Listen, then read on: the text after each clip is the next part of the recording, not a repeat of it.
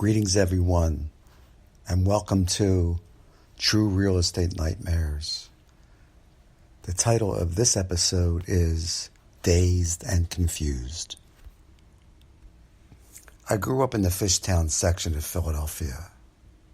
Now, Fishtown is a neighborhood that is just north of Center City, Philadelphia, and it runs along the Philadelphia waterfront.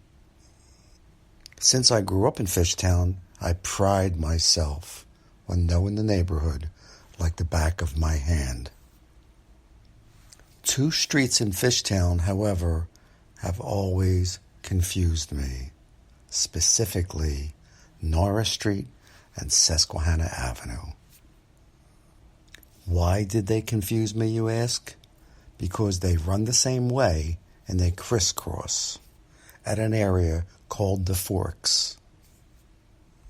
To make matters worse, the block addresses are identical on each street. So at the time, I'm working buyers, a nice young couple who wanted to buy a big brownstone in Fishtown, and this property fit the bill. It was a 3-story brownstone with massive windows, high ceilings, and original woodwork throughout.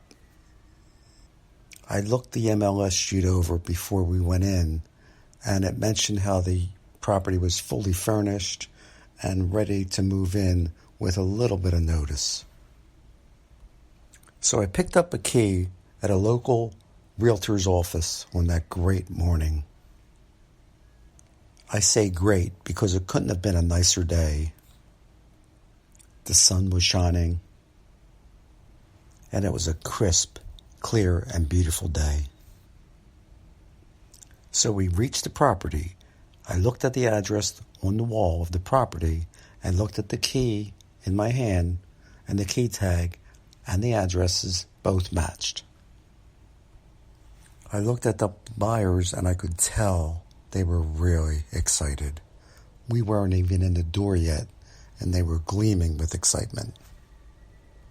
I put the key in the lock on the door, turned it, and we entered the huge vestibule entrance. Just like it said in the MLS, the original woodwork was amazing. Something struck me right away, however, because I noticed there was no furnishings in the living room, contrary to what the MLS said. I ignored it, however, because of the excitement that I saw in the buyers' faces. Mrs. Buyer even commented, "Oh, I love the openness and the high ceilings." Then we started up the stairs to the second floor. Again, I thought it was very strange because the front bedroom, no furnishings. The middle bedroom, no furnishings.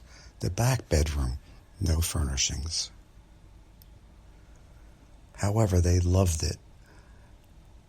And Mr. Buyer said, "Wow, honey, I think this is the one. Let's just look at the third floor." We climbed.